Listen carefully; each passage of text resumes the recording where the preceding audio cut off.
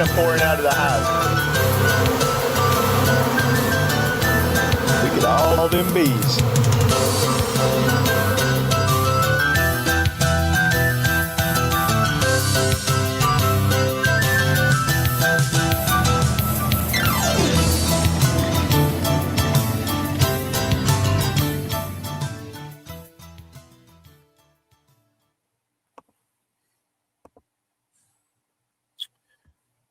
Well, hello, everybody.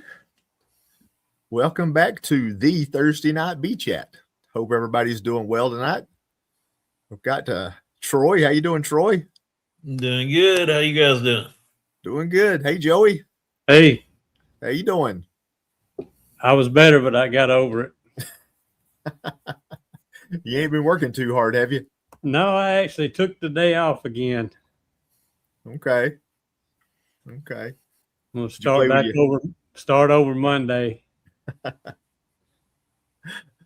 So what's going on in your little world, Joey? Are your bees behaving? Yeah. I pulled a little bit of honey in the last few days, just pulling frame at a time, a couple of frames at a time out of hives, trying to make a little room. Right. I don't know what's coming in. We got a little bit of flow coming, but I don't know what it is. I know we got elderberry blooming. I don't know how much honey that makes. Yeah, is the privet still going in your area, or is it gone? Nah, I see a little white bloom every now and then, not too much. Now, does the tallow, does it hit in your area? Yeah, but mine's not doing anything yet. What little bit of tallow that I've seen, the little tassels are about 2 inches, 2.5, right. And they're still standing straight up. Okay. Some of the guys a little south of me is getting some. So when he gets ready to go, the tassel drops on it? Yep, the tassel will drop down, and that's when it starts giving off nectar. That's the sign. Okay. Well, we got a lot of cast of characters over in the chat tonight. Yeah. Good to see all y'all. Appreciate you stopping in. Hopefully I didn't hide the link like I did last week. I'm not sure what happened last week. I know what happened, but I don't know why it happened. I had the link public and somehow it went private. And that's why nobody could find it. So as soon as I went back public again, it popped up and folks started coming in. So I don't know exactly what happened. But yeah, I watched some of the after chat. I wasn't home Thursday. And I said, that's like something that would happen to me. Yeah, I had folks come in. It's like, man, I had them sending me messages. Are you live tonight? And I'm like, well, yeah, we're on. He's like, well, I can't find you. He's like, well, we're here. So, yeah, that was kind of weird. It was kind of weird. So what's going on in your neck of the woods, Troy? I was putting wets back on today, about all day. Started extracting yesterday, and then what I didn't get done yesterday, I finished up this morning, and then took the wets back out, and I had bees all over me all day long. They was robbing and in the truck and in the garage. They was everywhere they shouldn't be. But yeah. But I got a lot of wet supers put back on. They've been doing pretty good up till now, and I've got some full supers on the hive. Any of them that had a full super on top, I went ahead and put a wet back on top of them. And then some of my splits were strong enough now I could put a super on them, so I hopefully get a little honey off some of my splits. Some of them are doing good, and some of them ain't. They've got queens, but I don't know. I never can get over how much difference there is, and some splits do than others. Some of them doing great, and some of them are just barely getting by. That's something though. They could be the same genetics, and you had them about the same size at one time, and then one to go like this, and the other one will just top out right there. I don't understand it. I don't know if it's just a queen quality or I don't know. I think it's a queen quality, but I'm thinking about go ahead and starting treatments on some of them that ain't keeping up. Maybe it's, I don't know. I don't know what to do. It's hard Yeah. to start the treatments at different times, but I think I can set a reminder on the phone of, when to go ahead and pull the treatments out. Maybe, I don't know. But yeah, there's some of them that's just lagging. They're barely coasting along. And then some of them are going crazy. Filled up 2 boxes and got a super on. Yeah, no doubt they vary a lot. I know that Charlie talks a lot about how he's tried so hard to get all his hives equal, and I don't know that that's possible. I don't see how they do it. Yeah, I don't know that you can. I know mine aren't. I tell folks I got everything from Pintos to LTDs to top fuel dragsters. In the but you average them all together and it works out pretty good. They come out. The average works out all right, but yeah. I've got a couple that they just seemed like they needed that little bitty boost. So anytime I would have a nuke about to get too big, one that I'm going to sell, I might pull a frame of brood out of it because a lot of my nukes are in 10 frame boxes. So I pull out and give them some help. But it seems like the more I give, the slower they get. I don't know. That ain't good. Yeah, it's crazy to watch the hives. I've got some that they came out of winter like gangbusters, and they were the first ones that made honey, and they're still doing good. And then I had some that were like you say, lagging behind. But now the ones that were lagging behind, they've kind of passed some of the early ones now and are really coming on strong. But the problem with that is the flow's about over. So they're building up at the wrong time. That's always that goal that we have to get the bees to build up at just the right time when the flow hits. And I did pretty good on several of them, but a few of them are a little bit late to the party. But I'm going to go in the morning and pick up 500 pounds of sugar. And as soon as the flow stops, I'm going to be feeding sugar and drawing comb. So I'm going to give them something to do, hopefully besides robbing each other. But but who knows? Who knows? Yeah, like what Troy said there, I've been pulling some of the frames, and man, I've got to run. I'm just carrying them from the hive to the truck or the trailer and covered them up, and I got bees chasing me all the way to the box, and trying to get in the hive I'm robbing from, and then just like the last time, they didn't care. I mean, you could throw a whole jar of honey down on the ground and they wouldn't care. They were busy bringing something in. It's amazing how just a couple hours different in the time of the day might create less or more robbing. Yeah, I'm still in pretty good shape right now. I put out some after I extracted whatever day it was last week. I put out some of my equipment and I made a little short about it. They didn't anybody show up to help me, just a handful of bees, but give it another couple of weeks and you can everything you put out, it looks like a horror movie out outside when everybody comes over. So man, it can change really quick. I'm afraid our everything has kind of been compacted this year around here. I mean, the flow's been real good. I ain't complaining at all about that, but everything is just boom, boom, boom, boom, boom, blooming.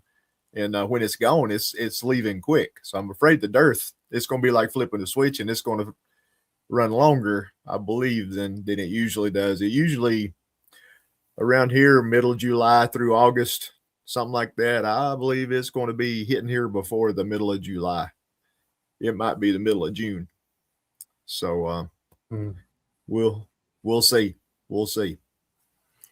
We had a dearth last year in May. We got into May, and then they got kind of dearthy. Last couple years here, that was dearthy in May, and then but they picked back up into May and into June, kind of slow. And then we made probably a super and a half in July, which is rare for us around here. So I'm still hopeful that they'll get going.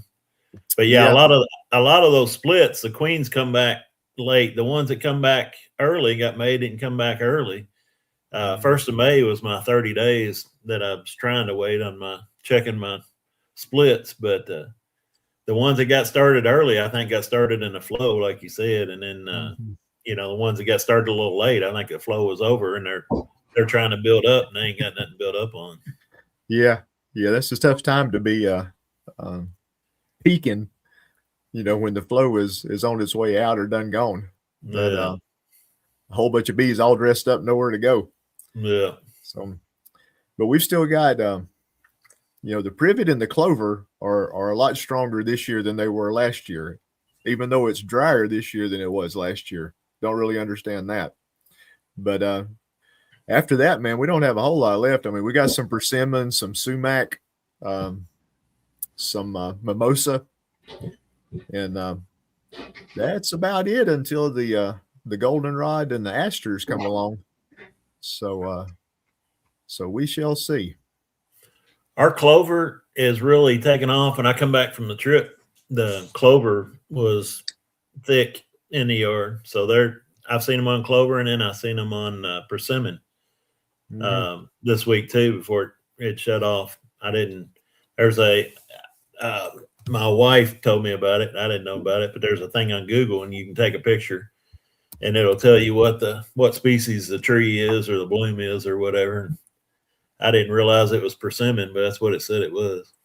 Okay. Well, DC's getting his stuff. New extractor and 200 assembled frames. Going to put them ladies to work.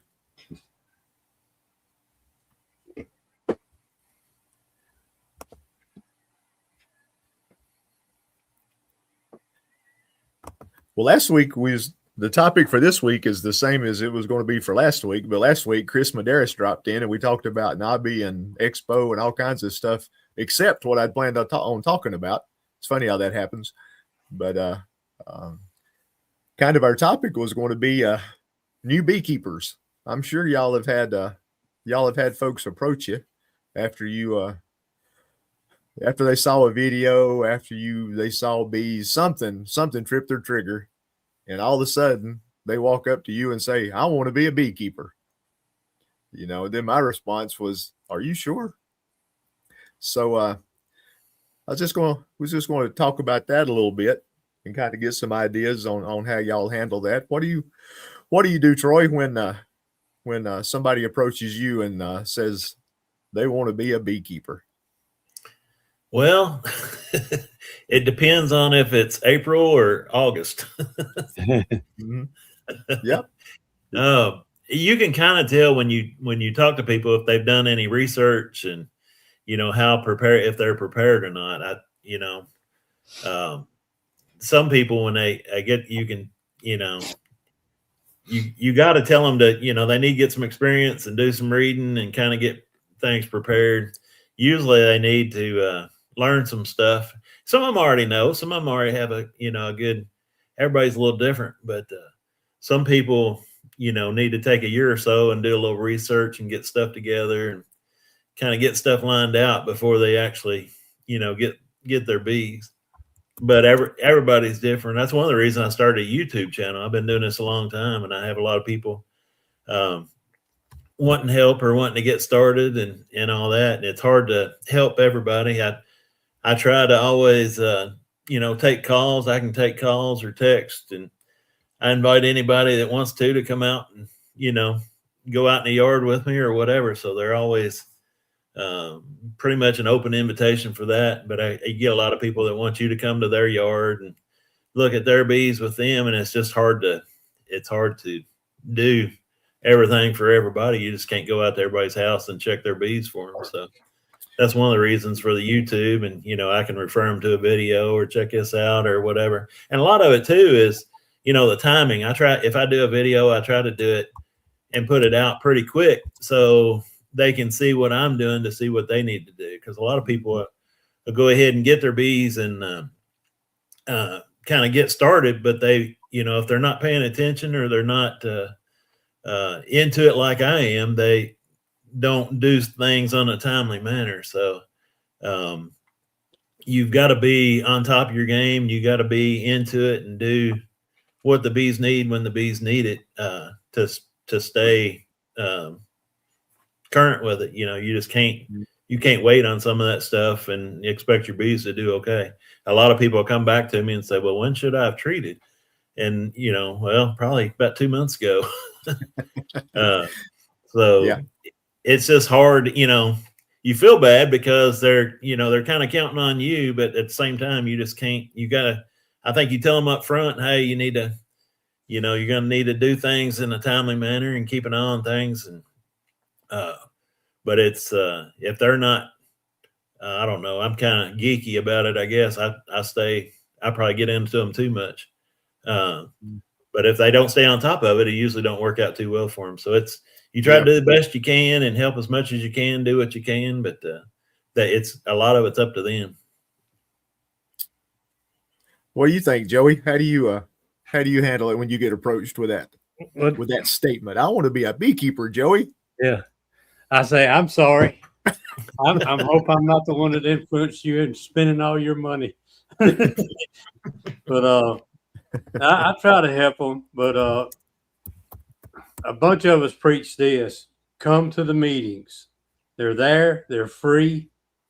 Try to come to those meetings. I know everybody can't do that, but you can't just come to one or two, during the year and learn how to split and or read the frames. That's what one of our mentors used to call it, is reading the frames. Know what you're looking at when you see that frame. It'll tell you all you need to know, or a lot of what you need to know, but you're not just going to pick that up overnight. And I have done like Troy. I have actually told people, you're welcome to come help me, but I don't know when I'm going to be in my yard. I may plan to be there tomorrow. If something else don't come up, just if you got a free minute, call me and see if I'm there. If I'm there, show up and bring you bee soup. But it usually don't work out that way. I have had a few come help. One lady, a friend of my wife's, she had bees. She kind of inherited them, and she had never knew about just how to pull honey. She came pulled honey with us, and before the day was over, she was leading us. she was going through there looking at what needed to be pulled, putting it in the box, going on down right by ourselves. That's all right. Thing to do. But I don't know. I just try to, and I tell them, call me anytime. I said, I'm not going to answer the phone. I said, unless I know it's you, but leave the message or text me to call when I can, and I'll get back with you. But if I'm in the bee yard, I'm probably not going to answer the phone. But like I say, the big thing is come to the meetings or just meet up with some guys, some other beekeepers, and go to dinner or something and talk about it. You pick up a lot like that, believe it or not. Yeah. Some of the things I learned before 20 years before I ever kept bees, or 30, was riding to work with a man that was a beekeeper. I remember back in the 70s, I got interested in it, and I never did get in it because I had to travel so much. But he was telling me how he would split and he would order queens from across the country. And I'm thinking, you order queens from across the country? What? I don't understand that. But I finally figured it out. Let me catch this call right quick. Okay. Yeah. What y'all are doing is very similar to what how I approach it. It's usually the skeptical, are you sure? When I first hear about it. But I always try to point them towards education of some sort. Reading a book. I point a lot of folks to Beekeeping for Dummies. It's Yeah. it's an easy little book to read. It's funny. It's got a lot of good information. If nothing else, you can learn a lot of definitions about the boxes, the brood, the hive tool. I mean, just the equipment side of it, so you can kind of speak the language. But then I'll, a lot of times I'll invite them out to my bee yard, to show them how much equipment it takes. We'll talk about how expensive it is. How much it's going to cost them to get into it. What I would recommend they need to get minimum to get into it, and it adds up quick, man. If you start getting a couple of hives, bee suit, tool, smoker, the minimum equipment, pick a number. You can easily blow $800, $1,200, Yeah. $1,500 easy. I usually tell people around 1,000. Yeah. It's just, it takes a lot. Then some folks will complicate things a little bit. They'll say, they inherited a bunch of equipment from their grandpa. It's been sitting in a barn for 20 years, but they're ready to go. Then you got to give them the bad news that equipment sitting in that barn probably ain't much count. They might can use the boxes, but if it was wax foundation, it's all turned to dust. The wax moths have ate up anything that was any count probably. There might be some good stuff there, but Lord, when you start dealing in used equipment, it can vary greatly between junk and gold. Yeah. So sometimes it's more trouble than it's worth to try to make it work. But yeah, I'll get them out to the bee yard and I'll show them the good, the bad, and the ugly. I'll tell them about I'll show them my old bee suit and how nasty it is and stinky and sweaty. And, come the heat of the summer when you got to work in the yard, and last thing most folks want to do is to put on a long sleeve coat and get out a little pot of fire and go out and play in the 90-degree sun. So, but after I go through all that and they still got a twinkle in their eye and they still want to try it, I try to help them out. But you just have to be careful with that. Like you say, you can extend yourself way too easy and too quick if you ain't careful. Yeah. I'm bad about, I like to sell complete hives. And usually when I sell a hive, it comes with my services. I'll try to help them get the bees through the first year, do the mite treatments, everything that needs to happen. But you can't do that with 15, 20 people running all over the place. Because like you say, I try to keep all my stuff on a schedule. All the folks that I help, I try to keep them on the same schedule as my bees are on. Yeah. So I can keep up with it. And but yeah, that can outrun you really quick. We get I mean, there's all types that start with bees, but we get some people that, they'll do research and they'll check on stuff.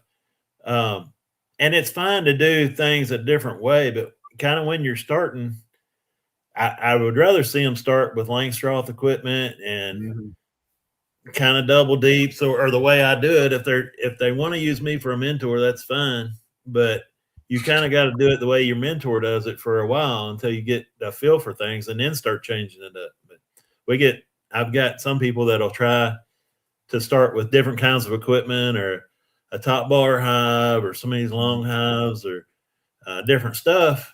And that's fine, but I can't help you as much with that stuff as I can with, just a double deep Langstroth. And I can even, if you get in a bind and need a box or need some frames or something and you need them right now, I've got most of that stuff and I can help you out.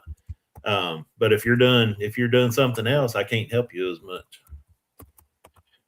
Yeah, I've had several folks, the first thing they want to do is get a flow hive. Yeah. That's what they want to start with because they just want to open that spigot and the honey run out the back and they're good to go. But it just don't work that way. Yeah. Well, it's just harder to help them. You still tell them the basics and a lot of stuff, but I can't help you near as much as I can if you like you say, if you kind of follow, along what I'm doing and the timing, when the treatments are and when the splits and when the, add supers and all that stuff, I can help you a lot better if you start, do it the way that I do it, or. And if you don't want to use me for a mentor, that's fine. But another thing about a new beekeeper is, I had a lady one time that was asking me, and I thought that I was her mentor. Well, come find out, she had a couple of people, and she was doing part of the things the way I said, and she was doing some stuff the way the other person she was talking to said, and they wasn't jiving, they wasn't meshing. And I said, look, I'm okay if you want to. But you need to do it the way one person does it to get started until you learn it. You can't, we all got different ways of doing stuff, and you got to pretty much follow one person until you get used to doing stuff. Oh yeah. Yeah. That, I try to tell folks that early, if I'm going to be your mentor, this is how I do things. Now, this ain't the only way to do it, but this works for me. And if you'll do it this way, it'll probably work for you, but then they'll go out and they'll watch those crazy people on YouTube and get all kinds of ideas about how to do things. And then the next time you see them, it's like, well, I need to be doing X, Y, and Z. It's like, where'd you hear that at? I heard it on YouTube. I'm like, well, who was you listening to? Oh, I was listening to just pull somebody, some guy named Todd out in California. It's like, well, that ain't North Carolina, or they'll be listening to somebody in the deep South or somebody in, Ian's doing something. It's like, good Lord, pay attention. Somebody with 1,000 hives. Yeah. I had one time watching a beekeeper in Australia, and I'm like, no, you don't need, it's winter time here. You don't need to be doing that. So yeah, YouTube we had one of our club members. He was kind of mentoring and helping an elderly lady. Mm-hmm. She retired and everything, and she had several hives. She didn't know how to keep bees. He was just kind of doing it for her, and she'd pick up a few things along the way. Then the lady's daughter got involved, and she started watching YouTube. And we're in South Louisiana now. And this girl said, we've got to get insulated tops for our hives. We don't have those. And the man told her, you don't need those. Oh, yeah, we need those. We got to have those. And she had her mama spending money on insulated hives. Them bees like to burn up that summer. Yeah. Yeah, it's tough. You try to tell folks, a lot of folks watch YouTube now. Obviously we're on it. We don't want to turn people off to YouTube. And I give them a list of folks, that I like, that I think you can listen to, that have a lot of good information, but still you got to pay attention with the location. Yeah. For sure. We all know how local beekeeping can be. You don't have to go many miles in any directions, and things change a little bit, if not a lot. So you start jumping states. Oh yeah, you'll get in trouble. So just like Eddie that's in here, he's south of me about an hour, and it's all different where he's at than where I'm at. Yeah, there's probably a good week's time, maybe 2 weeks difference between him and me as far as what's happening where he's at and what's happening where I'm at. I say an hour away. That's not that far. It just takes that far to get there on traffic. And Mike Berry, he's southwest of me a little bit, and his is even a little bit different timeline. Oh yeah. I help a lady with her hives up in the western part of the county. Probably in a straight line, maybe 12, 15 miles from here. And I help a guy down towards Forsyth County, which is east of here. He's probably closer, 8 or 10 miles. But yeah, I mean, it's different just that far apart. Her with the agriculture she has around her up in that area where I've got a lot more trees. The whole springtime is different. Her hives get going quicker than mine do, actually, because there's so much more dead nettle and henbit that grows in some of those fields up there that I don't have around here, not in the quantity that she does. So that really gets her kicked off early. And I have to remember that when I'm helping her, because I know things are going to change quicker for her. But then the guy just east of me, he's slower. Things don't happen as quick for him as they do for me. So it's kind of got just right here within that many miles. I got kind of 3 speeds, low, medium, and high. So but that's what makes it interesting. It's definitely something to keep up with. Okay. Well, that's interesting. Like, I think it's a good topic because Lord knows we need more good beekeepers, especially young beekeepers. We don't want to discourage them, but we want them to get started correctly, or what we think is correctly. If they don't, it's going to be like me when I first got into beekeeping. I didn't have a clue what I was doing. I'd buy bees and I'd make a little honey and they'd die, and I'd buy some more bees and they'd make a little honey and they'd die. I didn't know what I was doing. But folks, if they don't get a little bit of education before they get into it, their bees are going to have trouble, and the bees will be in trouble, and the beekeeper will be depressed because his or her bees died, and that's just not a good way to get into it. So if we can point folks in the right direction, I think it's good for the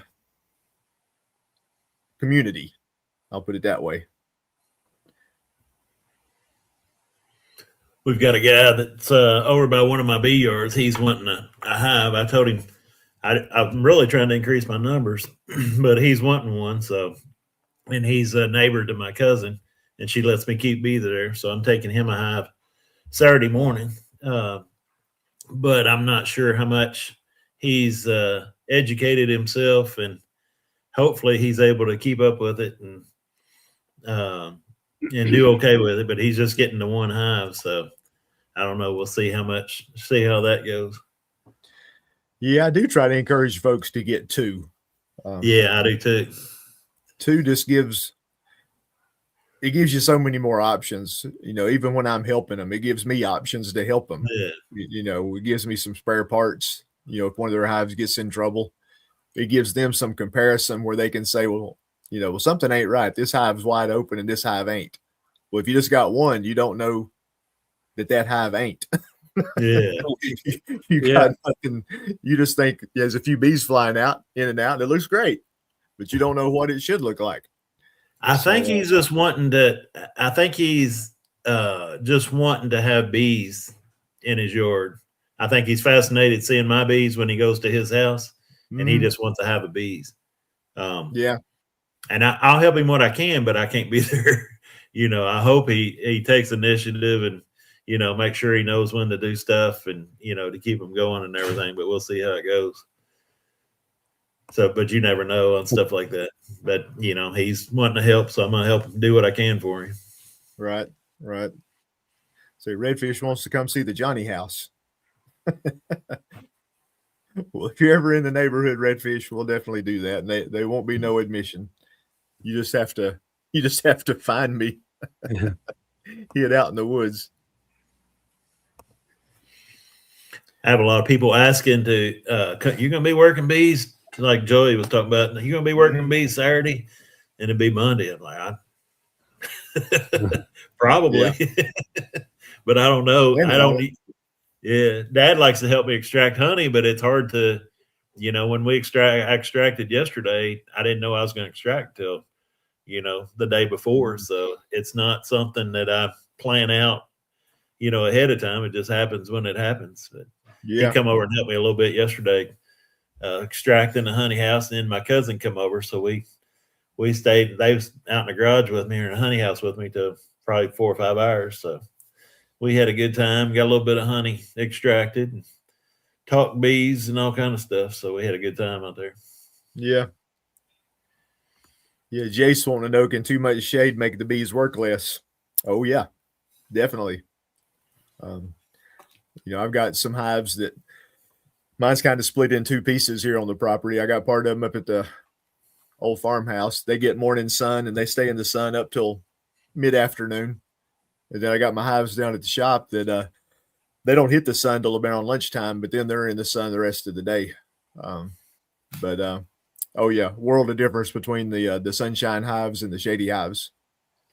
Yeah, if they can't keep that hive, that brood 90 plus degrees, then they're not going to leave. Yeah, the bees will all stay home to keep the brood warm instead of foraging. So that they will do. Now it kind of works the opposite in the well, not really the opposite. It works the same in the wintertime, but the hives that get more sunshine in the wintertime eat a lot more. The hives that stay more in the shade, they stay nice and calm and aren't little piggies. But I don't know. I like to see my bees flying in the wintertime.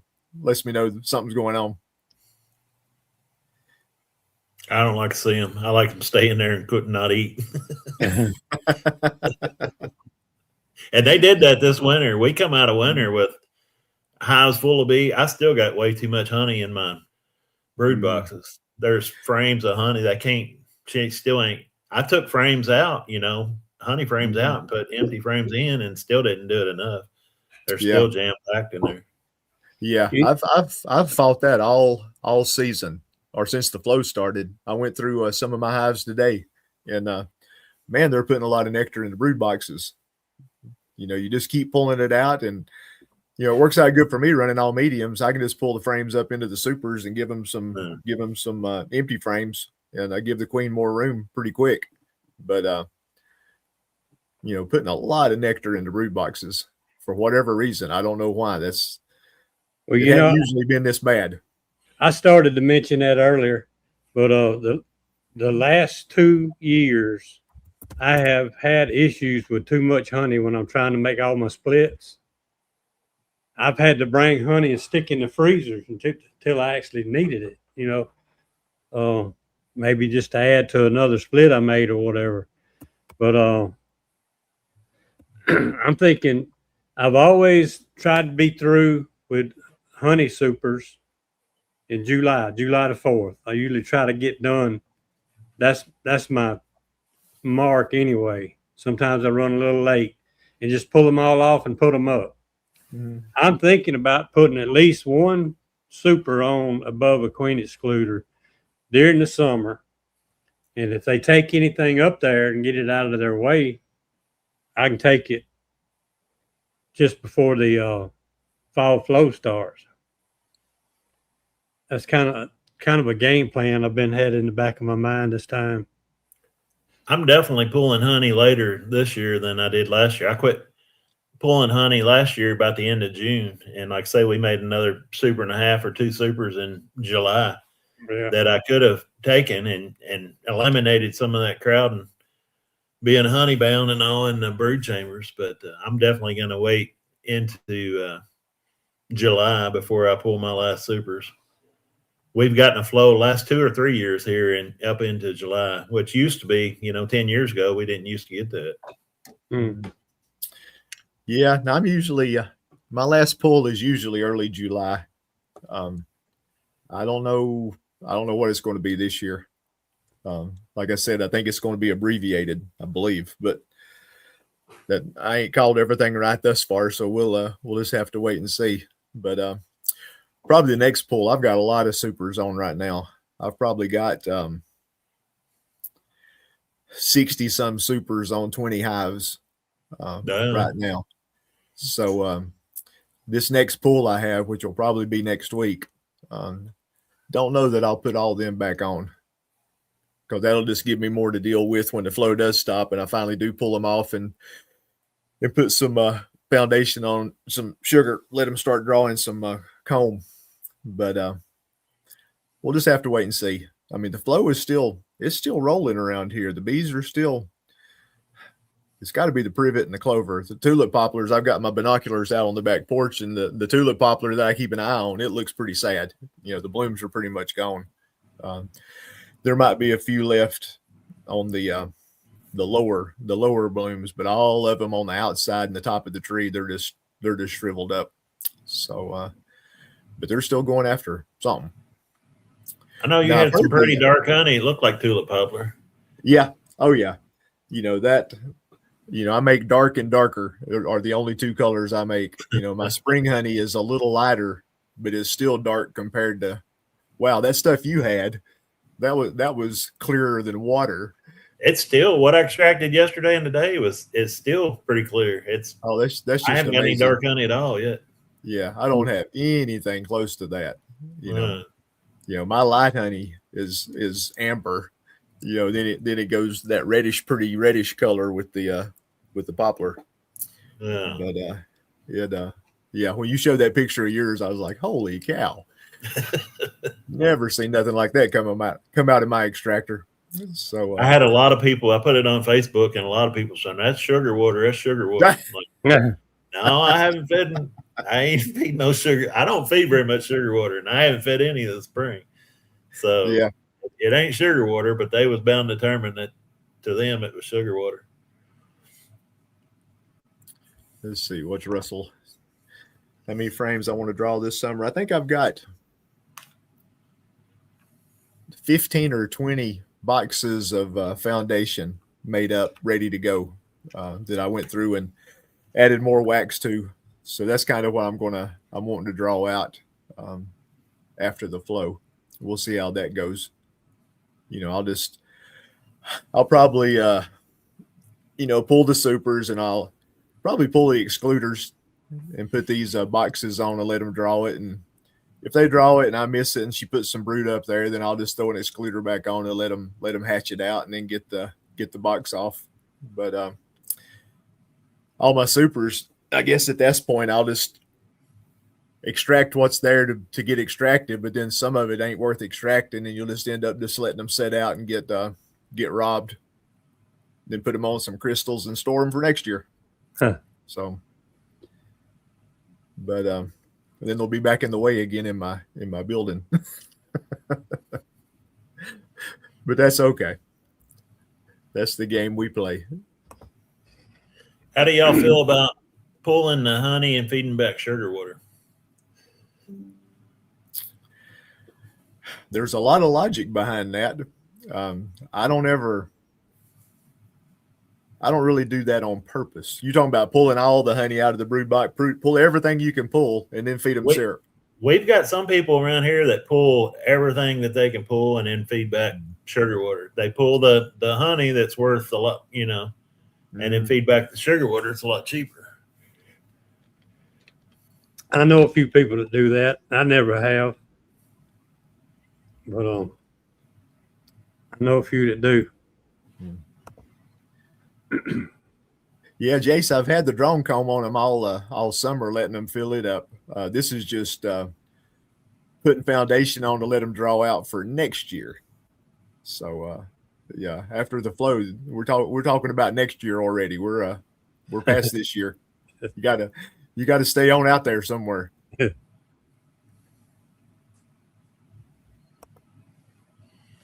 I've got some production hives that I put some foundation on, and they are not pulling it out very quickly, especially right now. I think the flows and slowed down enough where they're. I don't know if some of them. I don't know if I'm gonna get any honey off of them or not. They're supposed to be a production hive, so, but they're sure are slow pulling out that foundation. Yeah, it can be a chore sometimes. Some hives just take off and do it, and other ones don't. They're putting honey above the brood chamber in between the two boxes and below the honey super with foundation. They put packing that space in between there because they don't want to go up there on that foundation. So I don't know. I took some of the wet frames I had and swapped out some foundation for some of those wet frames. Maybe that'll draw them up in there. I don't know. Yeah. Right. It might. Now, do you get any kind of a fall flow, Troy, that you try to catch, or you just leave that for the bees? I pretty much leave it for the bees. It's so light. I always, every year, I think I'm going to get me some, goldenrod, have a little bit of it, and every year I don't. So I smell it. Sounds like me. The last year or two, I haven't smelled it too much coming in. And I don't know. Everybody says, well, we used to call it goldenrod, that dirty sock smell, and now they're saying it's aster or something else. I don't know what it is, but the last year or two, I haven't smelled much of it. Mm. Yeah. Goldenrod probably gets blamed for all of it because it does. And I ain't Yeah. sure what it is. It's there, you can smell it as soon as you walk in the bee yard, but I don't know what it is. yeah, even people with the allergies, they blame the goldenrod and said, no, that's the ragweed doing Yeah. that. Yeah, the ragweed's right there at the same time. Yeah. But yeah, I do the same thing, Troy. I didn't last year. I finally talked myself out of it. But the 2 previous years, the goldenrod, man, I got fields of it around here. It's just beautiful. It's like, I'm going to catch me some fall flow. And I'd get all my supers back out and let them air out. And here we go. Throw the supers back on. I didn't get nothing. Nothing but work. And I did that 2 years in a row. And last year, I didn't put the supers back out. So I think even with the rain we had last year, I mean, it was a perfect setup for the goldenrod. But, man, it got a lot of pollen, but really very little nectar. I don't know if we've just got the wrong kind of nectar, the wrong kind of goldenrod, or I don't know. Yeah. It's pretty. It's there. It's everywhere, but you just don't get much off of it. Yeah. I usually have a half a super or something left on by the end, and I'll think they're going to fill it up with goldenrod. Yeah. I usually pull it off as half a super, and then I'll have to take it in there and dry it out, because it's not capped a lot of times. Right. And it's funny. I've heard people say that the goldenrod produces nectar according to how much rain you got early that summer. I don't know how anybody figured that out, or if there's any truth to it or not. Huh. I've heard that about clover. The clover, the clover honey you get is depending on how much rain you had the year before. Yeah. And I don't know how that works either, but that's what a lot of people say. Huh. But our early honey and that real light honey is so thick. Even now, even if it's not capped, it's running 15, 16%. But once we get into June and July, even some of the capped honey will be over 18. I don't know what makes it. Yeah, I don't know what makes it different. I have to dry down the uncapped. I can dry down the honey it's not capped with a dehumidifier. And I'll have to mix that with the capped honey that's a little bit over to get it to make sure everything's below 18.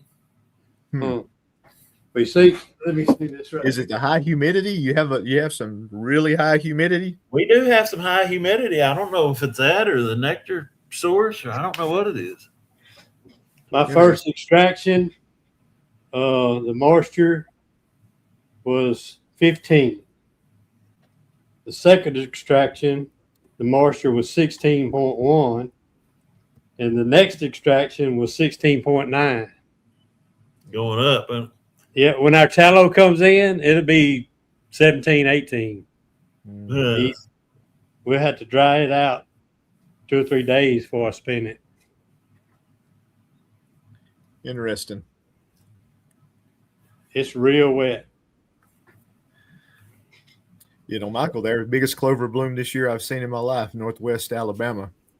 A lot of clover around here this year. A lot more than I've noticed in past years. So I don't know why. Seems like it's early to me too, just like everything else has been this year. Yeah. Yep. I don't know if that's good or if it's gonna dry up early like you was talking about before. Yeah, I'm afraid it's going to stretch out the dearth, but who knows? We'll know it when it gets here. Yep. I can't remember, Joey. Did you say you're not able to make much fall honey either? We get a little bit, but it's just really enough for the bees most of the time. Just the year before last was exceptional. They filled that second box up. I mean, they actually pushed all the brood back down to the bottom, and that top box was full of goldenrod. And that year I was planning to feed and everything if I needed to. Just thought everything was going to be weak, and it fooled me. I had sugar water made up and everything. Didn't need it.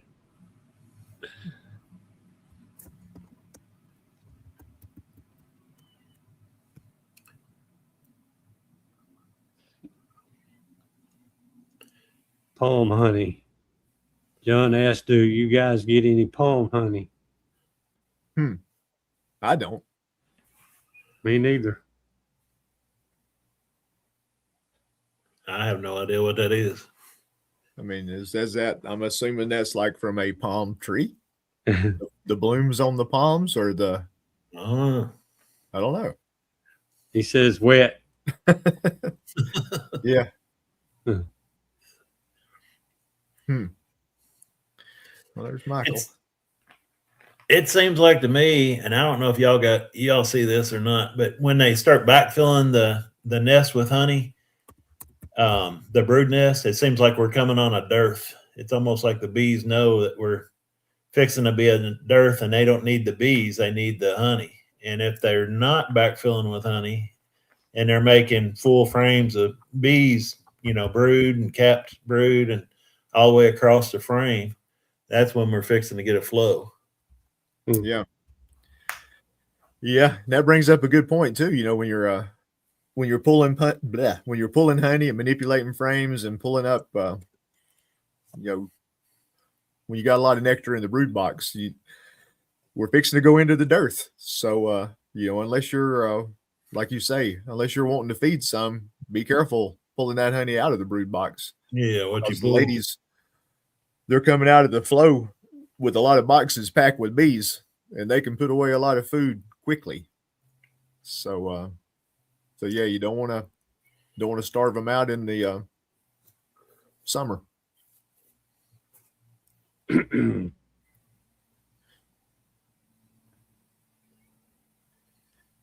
Grammy talking about her blackberry was a light color. All that stuff around here blooms at the same time, so I can never tell it apart. The blackberry and the tulip poplars pop about the same time. So I don't know that I know what blackberry honey made around this area even tastes like. She mentioned the sourwood, that she don't have the elevation to make sourwood honey. I'm in the same boat here. We're a little less than 1,000 foot where I'm at. You got to get on up west of here, up the other side of Wilkesboro, start getting up 1,200, 1,500 feet up towards Ricky Rourke. He's up 3,000 feet. That's a lot of folks down here. They load up their hives on trailers and haul them to the mountains to catch the sourwood. So we have sourwoods around here. They bloom pretty, and they're all along the highways and everywhere, but they just apparently don't make a lot of nectar at lower altitudes. So y'all don't even have sourwood in your areas, do you? We don't. I've seen it, but not a lot of it. Yeah.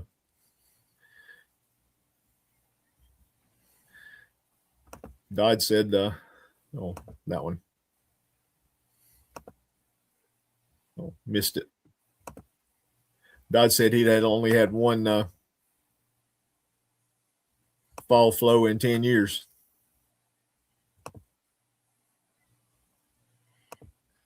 I got to check another call. You're a busy fella.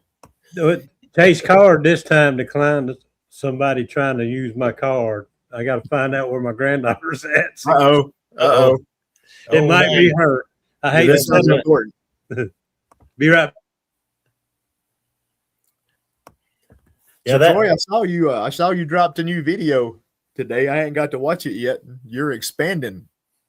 Yeah, I went ahead and bought some nukes. I don't normally do that. I normally just raise my own bees, but like I say, I'm still trying to expand and get my numbers up a little bit. So I bought 10 nukes from a reputable source, and they looked really good. They looked really healthy. A ton of cat brood, and they look great. But I got them put into single boxes, moved them over into 5 frames. I checked a couple of them today, and again, there was one of them that was still 5 frames, and another one almost had 10 frames covered, where that cat brood is. Wow. Emerging. I always say hatching out, but emerging, I guess, is the right word. But yeah, they seem to be doing pretty good. We'll see what happens. Okay. Yeah, you got to be careful with some of them nukes. They spell it N-U-C, but if you ain't careful, they could be more like an N-U-K-E. Blow up. You can go straight from nuke to swarm if you're not careful. Yeah, you got to get them moved over pretty quick. These were packed. They had a lot of bees in there. So I'm hopeful. We'll see how they do. I probably need to feed them if this dearth lasts too long. I think last year it was a couple weeks in May that they just didn't bring anything in. Yep. So I'm gonna try to keep a check on the heft weight on them, and I may try to go ahead and feed them some. But I don't feed as much as most people. But I probably will feed those. Imagine, because I ain't got much. Yeah, I don't feed a whole lot. I'm gonna be feeding to draw some comb out, but that's feeding with a purpose. Just to feed because they need feed. I didn't have to feed hardly any last fall because I'd left enough honey on them it was more than they needed, because like you say, they come out of winter with a lot of honey in the box. Oh, yeah. So, even though I guess that makes sense. So I started to say, even though we had a really cold winter, but if you have a really cold winter, the bees stir around less, so they eat less. So that makes sense. Yeah. So that all fits. But, the warm winters is when they gobble everything up. I hate having a warm winter. The colder the winter, the better I like it. Yep. I don't, and I know everybody does things different, and most people seem like nowadays are insulating, but I don't use any insulation or anything either. And most of them have screen bottom boards on them. So, yeah. Oh, so you do run screen bottoms? I do. I used to run all screen bottoms. Now I'm probably about 50-50. Okay. Yeah. Yeah, I've got screen bottoms in all of my big hives. A few of the nukes have solid bottoms in them, but some of the nukes have screens in them too. So I like the screens. It just goes along with my IPM, my management. Where I hadn't washed any bees. I hadn't done alcohol washes or Dawn dishwashing detergent washes in several years. I just do my treatments and count my mite drops. I like those. I like those boards for that. Yeah. So, and plus it gives you some options too. I mean, all my hives are right here on our property, and I probably baby them more than I need to. But we've had a lot of nights in the 40s. Like tonight is supposed to get down to 40, 41. I'll slide the bottoms back in. When it's going to be cold like this, and it only up in the 60s and 70s during the day, I'll leave the boards in. But man, we're supposed to be back up in the 90s, 80s, low 90s by the weekend. So I definitely have the boards pop back out by that point. Yeah, I just leave them open unless I'm checking them for mites. Mine stay open all the time. Yeah, yeah, yeah. I know a lot of folks that leave them open. Do you leave them open in the winter? Yep. Okay. Yeah. All winter. Yeah. They don't, and it gets into like I say, I know everybody does things different, but the bees heat the cluster, they don't heat the box. So as long as there's not a draft, I always have a windbreak to the west of them where they're not getting wind directly out of the west. As long as they don't have a draft of air blowing through the hive, they can stay warm. Yeah, fine. They can keep that cluster warm and do fine. And mine come out of the winter fine. So yeah, and according to what kind of tops you've got on, even with the bottom open, if the air can't flow through the hive, it really can't go anywhere. As far as the warm air rising out of the hive, it can't rise out. There's not a hole. Yeah, it can't go flow through there, can it? Yeah. Okay. Did you get everything straightened out, Joey? Waiting on to get a text back from her. You're going to have to get that credit card recapped. Yeah. Well, I got time because Chase closed it down. And if it was her, if I tell them yes, it'll all be good. If I tell them no, that means we won't have a card till the new ones get here. So I'm going to wait and let her answer my text first. Lord, that's such a hassle. I know. I guess it happens to all of us. Chase is pretty good about staying. I don't know how they can tell, but they're pretty good about staying on top of that. Yeah.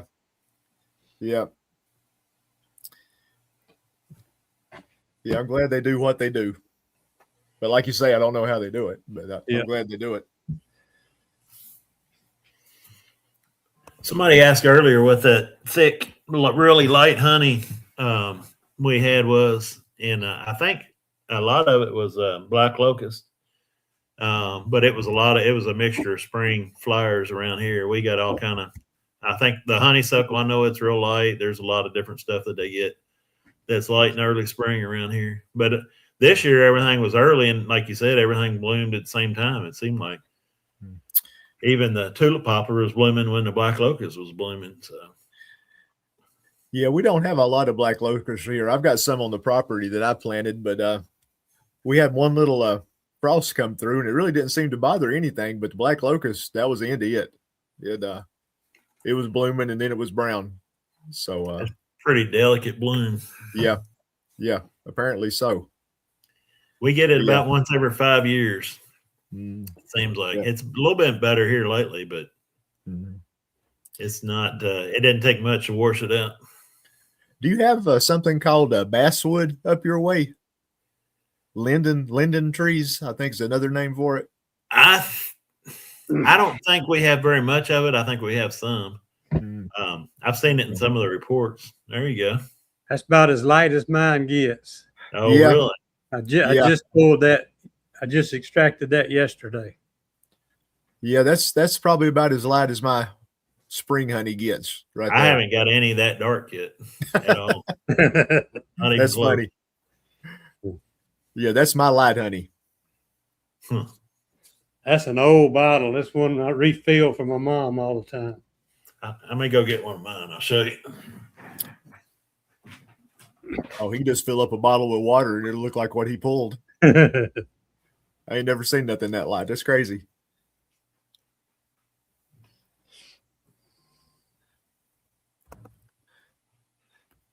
So, Serge, I guess you're saying there that y'all have basswood. Have you got basswood down your way, Joey?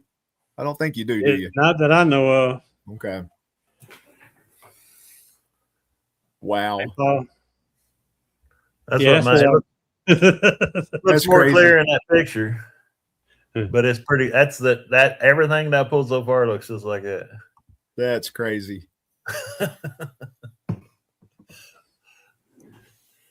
And like I say, I don't think today was. I thought this would. It is some darker, but not much. What I did today. Now, do you not have a lot of poplar trees around you? Around my house, I don't. Around Dad's house, there's several. I just where I've got my bees at, there's not a lot of poplar trees. Okay.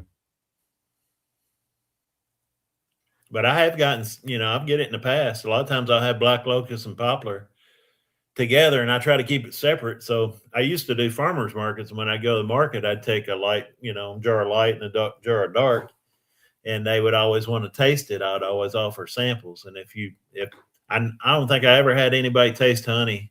Once they, tasted it, they always bought a jar, it seemed like. Yeah. That's some amazing looking honey you got there, though. That's pretty cool.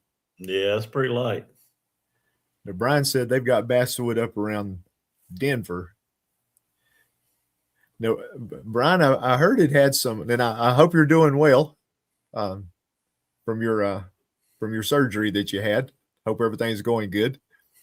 Now, I've heard that basswood has kind of a minty flavor. Is that true? Does anybody know if that's true or not? I don't know. I hadn't heard that.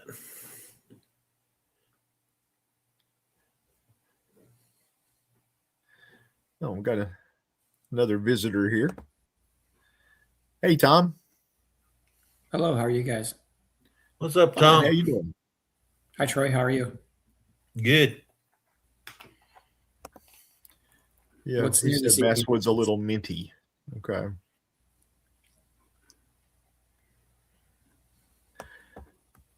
So what's going on in your neck of the woods, Tom? You staying busy? Oh, yeah. That's not a problem. Getting to everything kind of is, but, I was just pulling some nucleus colonies in the yard. We have just a handful left that need to go out to customers. that had signed up for later dates. So I wanted to get a jump on that. Tomorrow I have to go replace a water line to somebody's house, and not sure how that's going to go. Should go pretty easy and shouldn't be a problem, but when I disconnect somebody's water supply to their house, I have to get it repaired that day. So however long that takes.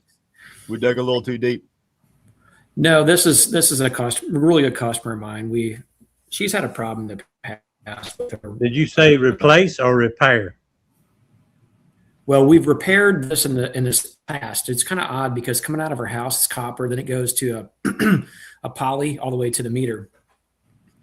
And near the connection, the old pipe, which has been in the ground for, I'm going to say 30 to 35 years or something. I don't know if it's just starting to wear.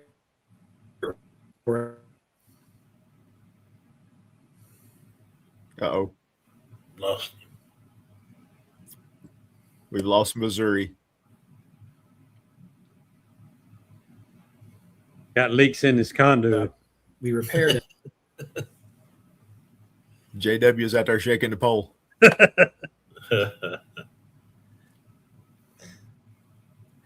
Tom, if you can still hear us, you've locked up badly. And where has JW gone? He hadn't been on the chat lately, and hadn't. He deleted his Facebook account, I think. I know he's not going on it. I don't know if he deleted it. I told him he could suspend it, and it'd be the same thing. He'd always bring it back if he needed to or wanted to. Yeah. Yeah, he said he was tired of all the mess on Facebook. Well, that's just kind of what Facebook is. That's all. It's a mess. That's all it is now. Good with a bad. You can report everything you want to, and they're going to tell you it doesn't go against their policy. Yep. You know, if you don't like what folks are saying, I mean, there's the delete key, and you can hide stuff, and you can, I've got my page pretty much down to just folks I agree with. I got both my friends on there. There you go. It's your page. You can do what you want to. Tell everybody mine's a dictatorship. It's not a. It's not a democracy. It's not a democracy. It's my page. But you got people taking other people's content and reposting it like it's them on Facebook, and when you try to report it on Facebook, they're almost just like Amazon is. You can't really make a complaint because when you try to complain, it's just going to give you a list of things that doesn't have anything to do with what you're trying to report. Yeah, like theft. Mm-hmm. Yeah. But yeah, I mean that's just what it is. That's what it is. Are you back, Tom? Uh-oh. He's got the stairs. He's going to have to turn his house around or something. Pole pointed the wrong way.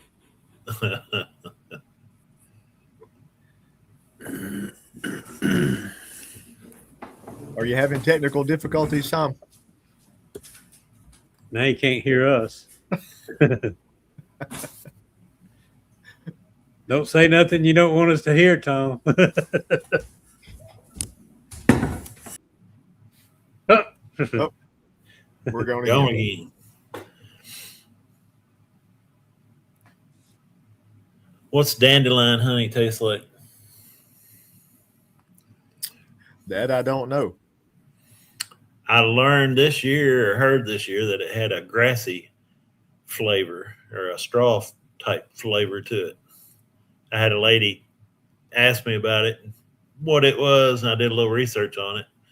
She said she had a real grassy flavor to her honey. And after doing a little research, they said the dandelion sometimes tastes like that. Yeah, we don't. We have dandelions, but there's not. I don't know where any fields full of dandelions are around here, so I don't know that that's a big part of what the bees get. But the way some folks talk about it, obviously, it's a big deal in some areas. So, but I don't know. I don't have a clue what it tastes like. Okay, Michael said it's great tasting. Great tasting. Okay. Well, that's good. And then Buck's like, I'd called it wildflower. That's me. I have wildflower. Like, I know when mine turns burgundy, it's mostly tulip poplar, but that ain't all that's in there. We had a guy a few years ago. He would buy 4 quarts of honey every year, and every year people always tell me, "Well, I buy your honey because I love the way it tastes." I'm like, well, I don't have any control over the way it tastes. It's whatever nectar they're getting out of. But he called one year, this guy did, and chewed out my wife because wanted to know what we put in the honey because it didn't taste right. He bought his 4 quarts of honey, and I'm like, look, if you're going to chew out somebody, chew out me. Don't chew out my wife.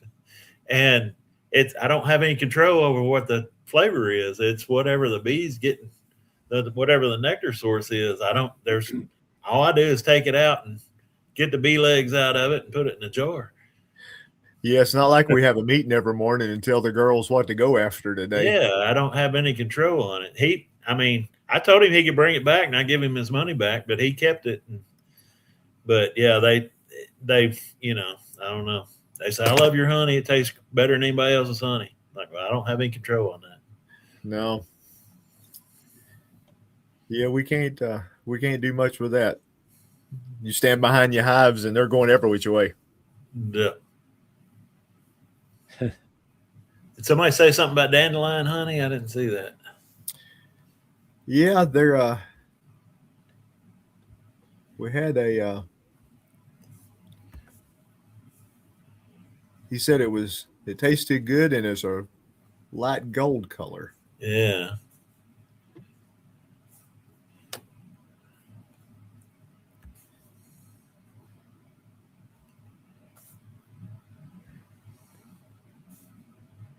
But yeah, I don't know nothing about that.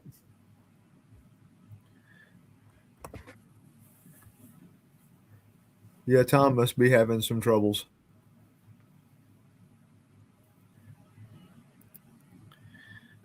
Talking about mustard, and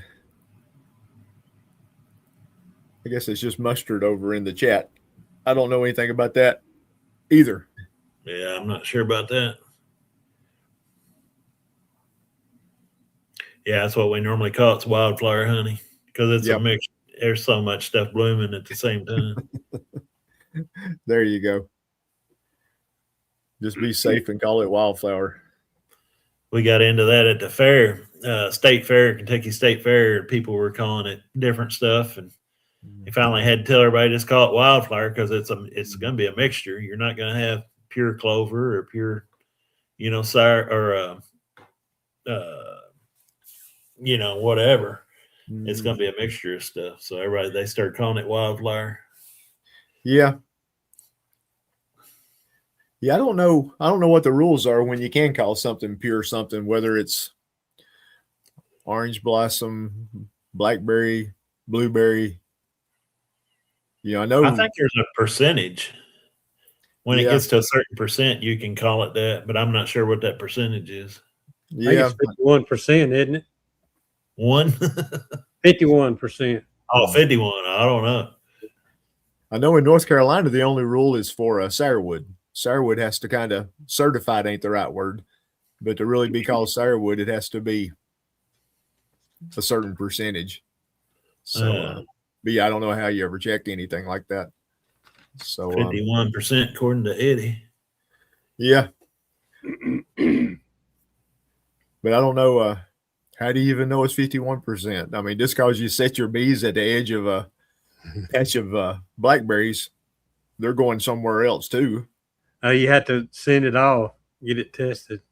Yeah. DNA. We have a lot of people that send it off and get it tested around here, but we've come to find out that what they're testing for is the pollen content. Because one of the biggest things that'll be on there is oak, and I don't think it puts out any honey. It's just a pollen. No. Yeah, they don't do you a whole lot of good if it's just pollen. Yeah. So maybe they don't have a way to check for nectar. I don't know. Either that, or maybe it's just more expensive. I don't know. But we have a lot of people check. You know, we see a lot of persimmon, and like I said, I have oak on there and a lot of different stuff. Tree of Heaven. I'm not sure what that another name for that is, but you see a lot of that on there. Yeah, I know the forest rangers hate that one. I've got a few of them, but some of those non-native invasive trees, Yeah. or it is here anyway. I'm not sure about up your way. I'm not sure. I wouldn't know if I seen it.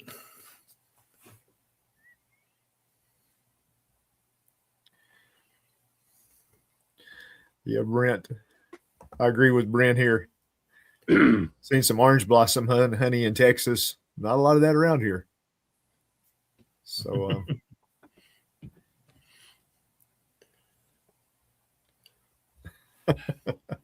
Larimore. I got mut bees and sooner honey. I like that. Huh. I think I could go with that. Yeah, that tree of heaven is what the spotted lanternfly like. So Cool. that might cause me to cut all mine down. I don't want no part of that. Get rid of.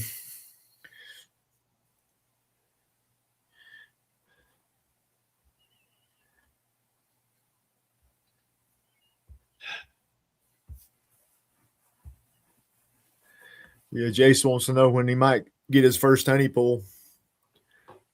That depends. I mean, you might not get a honey pool, Jace. This just depends on what the bees do. It's not a guarantee. Yeah, there's so many factors that go into it. Area and flower source and strength of the bees and all kind of stuff. Let's see, Paul. You got to be on what now, Keith? Your fourth pool for the year already. The next one will be the fourth. I'm planning on that. Unless something changes, I'm gonna put my skateboards on Tuesday and pull honey again next Wednesday. That's what my plan right now is. I went into them today, looking around, checking some stuff, cleaning out some brood areas, but there's already some honey there, so I'll pull again next week. I'll probably do my third pull next week.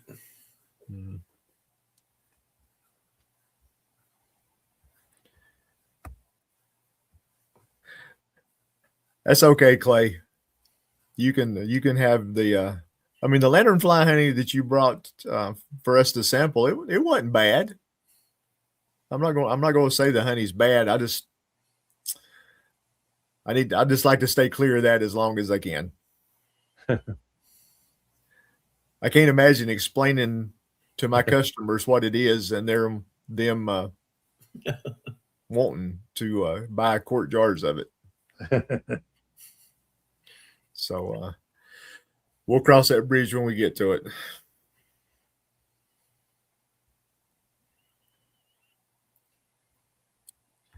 Uh-oh. Well, Jace, if you're feeding them sugar water, yeah, you're making funny honey.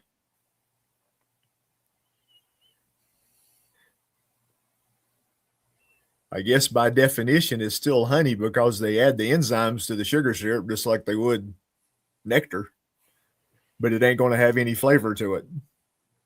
It's just going to be sweet.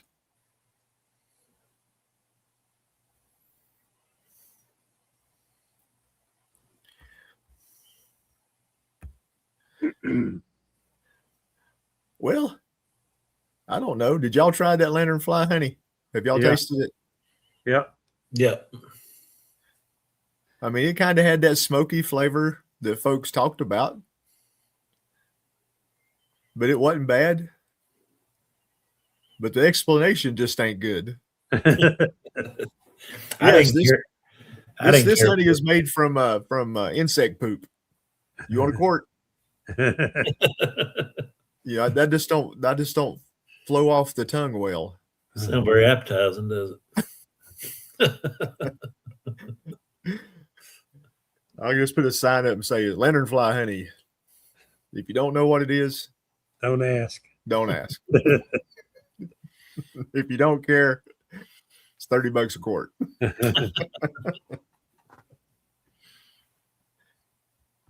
Then Tom's selling plenty of it. It's a unique flavor to me. I guess it's like goldenrod or buckwheat or some of that stuff. Some people love it and some people hate it. Well, Tom, are you explaining to folks what it is? Or are they just not asking? Don't ask, don't tell.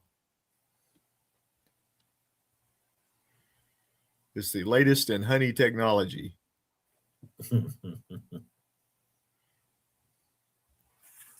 Said the young generation loves it. I agree, Dodd. That lanternfly honey wasn't bad. It's just what it is.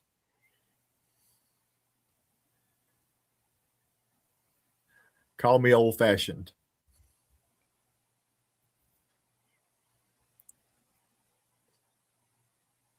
How you like that new feature that StreamYard's got there now? Once you click on one or star it, you can go back and look at it later and tell that you've already highlighted it once. I was wondering if I was seeing things. You talking about where it looks kind of lighter? Yeah, just like that one dot is. Once you leave it, I can tell that you've highlighted it before. Okay. I didn't know that was a new feature. I just thought it was doing something funky. Yes. Okay. Something they just started a week or two ago. Okay. But this is the first time I realized that just like a moderator can see it. See, I Okay. can click Interesting. over dots and see that you've already highlighted it one time. So Tom said he's told folks and had no issue. Okay.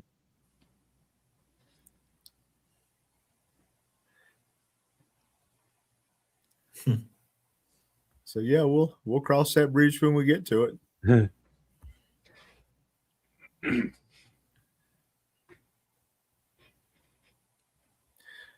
I know the lanternfly, it's only one county away from me. It's been detected down in Forsyth in the Kernersville area. That's probably not 25 miles from here in a straight line.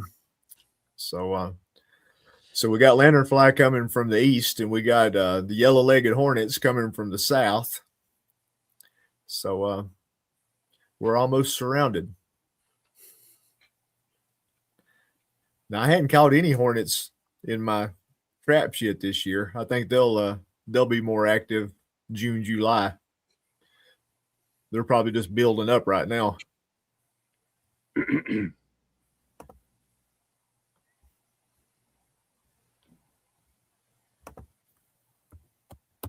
I'll have to look that lanternfly up and see what it looks like. It's a pretty bug. Very bright colored. I know the state has traps up around here in certain places trying to figure out when it gets here.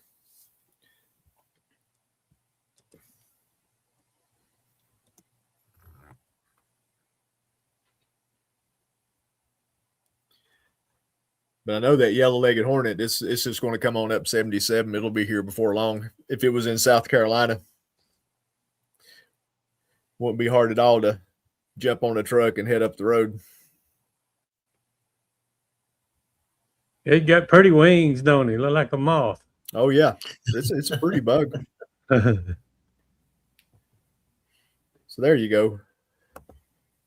Lanternfly selling point is it's medicinal. Yep. When they told me that at the that dinner that night, I said, yeah. I said, anybody wants to try to sell a honey that don't taste real good, always call it medicinal and it'll sell. You can sell it for twice the price.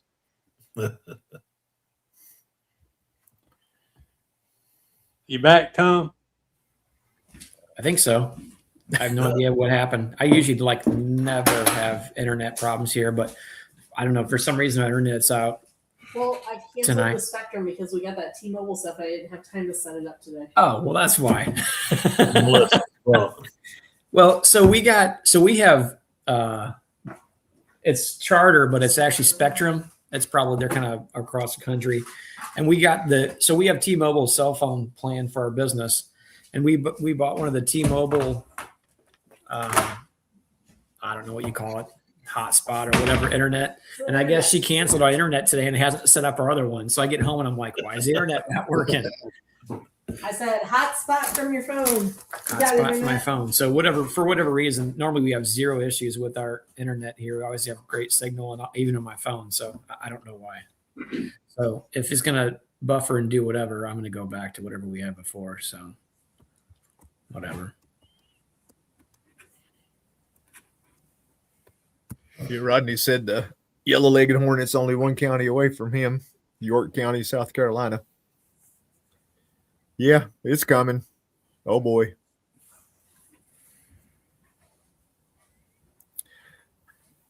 So I think you was talking about what you said you're replacing a water line down there, Tom. Oh yeah, for a customer, I have to replace a water line. Yeah. And now it's been in the ground for a long time, but it's like I don't think you wouldn't call it PEX. It's PVC, flexible PVC, but we repaired it like a few years ago. And there was a hole that popped up literally 2 feet outside of the repair that we made. We made like a 3-foot repair in there, just cut out a big section, repaired it. And it kept, and then this would be the third time she's had it repaired. The first time she wasn't one of our customers. She asked me, said, yeah, I'll repair it. And then we repaired it another time, like 2 years later. And then now it's happened again. And I can tell in the yard where it's at, it's further out from the house. So I told her, I said, I think we just need to replace the whole water line. So that's what we're going to do tomorrow is replace the water line for her. So anyway, we pulled some nukes prematurely tonight just to make sure we had everybody covered because we have like 10 or 12 of them going out on Saturday morning. So just trying to work late, take care of everything and make sure the bees are in good shape. But we had that nectar flow that happened 3 weeks ago, has been nothing since then. I mean, Wow. Barely anything, which is frustrating, You ever try to manage bees when the nectar flow spikes and then it completely crashes? And I know exactly what's going to happen. It's going to spike again. So we're going to have a bunch of swarming there after that. But from the first round, they had packed plenty in the brood nests and such. So they're actually good for food inside there. Seemed like there was a little bit of nectar coming in as I've seen some wet nectar and a couple of the outside frames. So hopefully this clover we have here, we're supposed to hit some warmer temperatures later on today's Thursday, I think, Saturday, Sunday, supposed to get to like 90 degrees here, which has been here too. so that the nectaries in that plant should open up. We have yellow sweet clover blooming. We have white Dutch clover. We have privet that just opened up. The blackberries are on the downturn. If you ever seen bees work the vine honeysuckle, that is still blooming. Let's see, what else do we have blooming? Those are the main ones. All the tulip poplars all completely done. So I'd say those are probably the main ones that we have pushing right now. So if we can warm up enough, the clover will start producing. So let's keep our fingers crossed because I definitely haven't built the honey crop that I had set up in my mind to build. So I might have to move all my bees to Keith's house. I don't know. It's getting slim pickings around here too. So they'd have to pay the fuel bill, and we all know the fuel bill would be really expensive. yeah. You've sold all your nukes. You're done with all that mess, aren't you? Yeah, I mean everything was pre-sold, and we had a couple that I went ahead and let go to a few people that asked after. I said, yeah, okay, I'll do a couple more. So okay, so those have been delivered, or are they still to pick up? 90% of them have. Okay. Okay. Melissa did pickup slots. So basically, you could sign up online for pickup slots, and we did so many pickup slots. I guess it was last week, starting the weekend before. Nothing on Sunday, And then we had a couple different things going on throughout the week. So we closed those days out, but we did morning and evening pickup several different times. So we offered people a lot of different times to pick up their nucleus colonies to be reaccommodating. I don't know that I would offer as many dates as what we did. She put that up there, so I went along with it. So anyway, we'll see how that works out again. But I'm probably falling just a little bit short of what my goal was, which is not bad. I'm pretty happy with it as far as that goes. Now I'm just sweating bullets a little bit on the honey side because I had a goal set forth, which should have been pretty attainable. But unfortunately, the weather has to cooperate for that goal to be accomplished. So far, it hasn't been awesome, but it's been okay. I don't think we're over here yet. I think that it's just been cool and in kind of a lull between a couple plant blooms. So I'm sure at the end it'll work out well.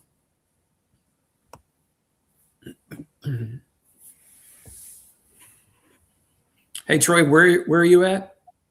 I'm in close to Louisville, Kentucky. Oh, okay. Well, you're about as far as north-south, you and I are probably pretty close. Where are you at? In St. Louis. Oh, okay. Well, technically, I'm not in St. Louis. I'm about 40 miles west, slightly south, but it's west of St. Louis. Yeah. So again, I would say on the north-south line, you and I are probably pretty similar. Yeah. What are you all seeing blooming in your area? I seen on persimmon this week, and they're starting to get on the clover a little bit. The clover's really bloomed out a lot in the last week. Yeah. Have you guys had a lot of rain over the last, say, month or so? Well, no, we're down. We're way down from where we should be. I think it's they was chasing. I was just saying earlier they was in the garage and in the barn and everywhere today. They shouldn't have been. So it's whatever was flowing, and it was pretty heavy up till today, I think. But yeah, today was not good. Yeah. So. We almost need, and your climate will be really similar to mine. You need, I think, top side is 60+% relative humidity. And I think you need, and I've heard various temperature ranges as far as like Dutch clover actually producing nectar.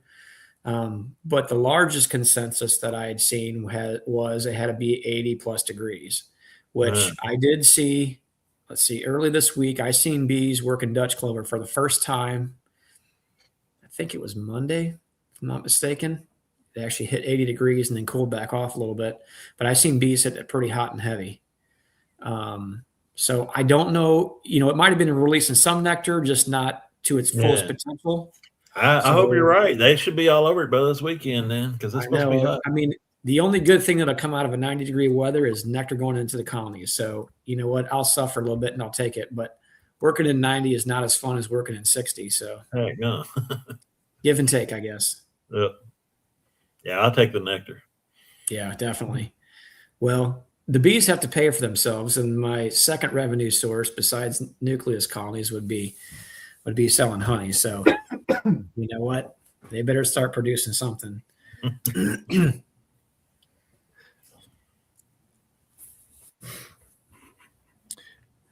Yeah, Larimore asked there if birch trees have blooms. I don't know. I don't know if I've ever seen a birch tree bloom. Huh. I don't know. Not so this sure, is something that I learned. If anybody in the chat or the crowd here knows a gentleman by the name of Charles Linder, he's a retired. He's a commercial beekeeper. He's a retired engineer. Pretty smart guy. He's in the realm of politicking. Him and a few other guys run an organization called the Bee Cause Alliance. Big talker. He's a smart guy. Knows a lot about a lot. And him and I were having a conversation.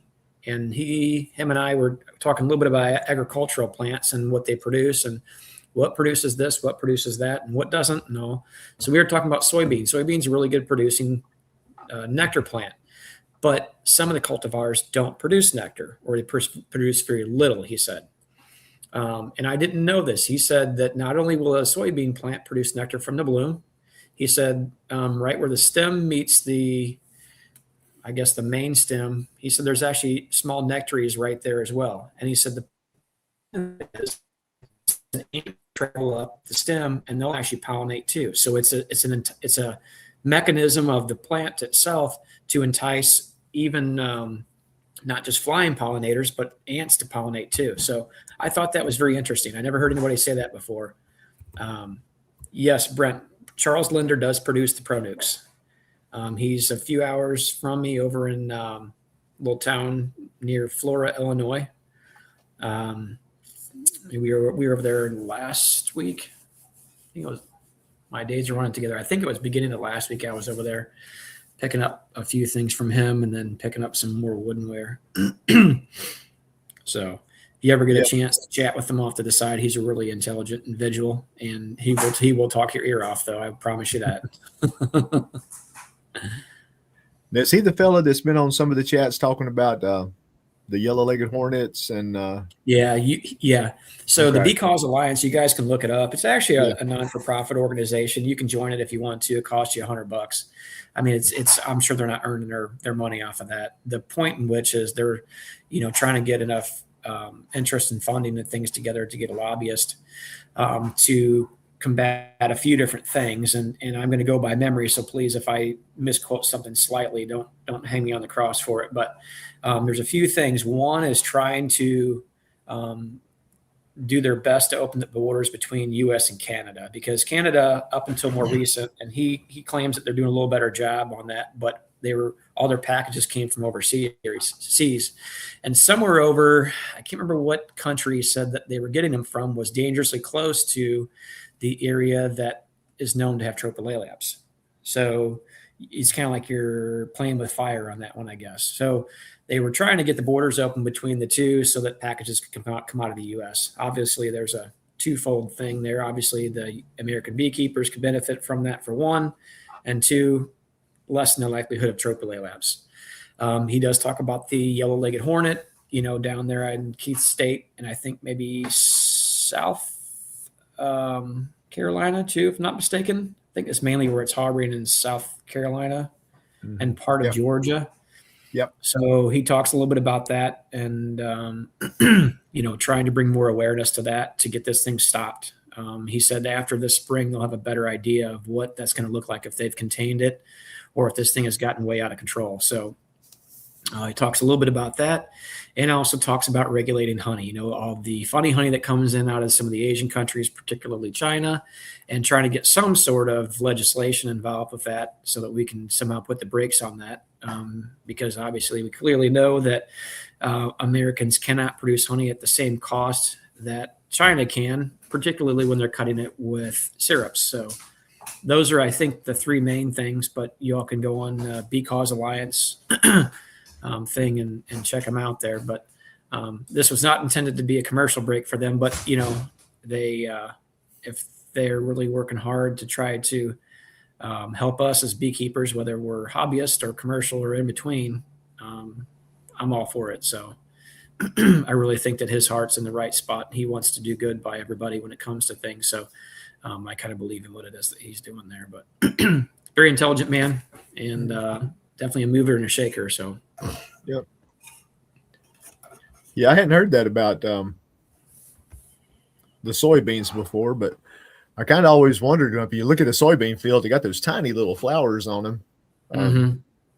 But that's not the only source of nectar on the plant, which is interesting. That is, yeah. Oh, I back up. I kind of for a minute. Yeah. So the purple blooms do and the white don't. Yeah, I'm not sure that's going to work out. I've been buffering. Yeah. Yeah, I've heard that before about the bloom, that the certain colored bloom will produce nectar, the other one won't.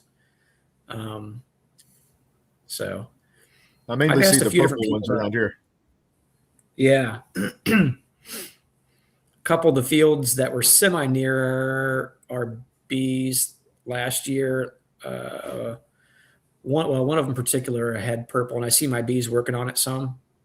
Unfortunately, they rotate that between soybean and then corn. So I guess this year it's corn. So not really pumped about that, but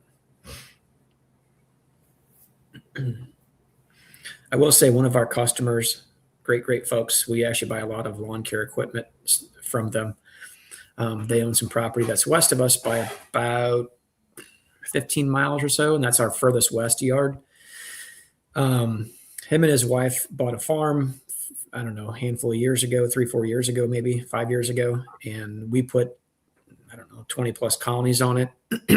And he does some sharecropping with part of lower field near some small river that runs through the area.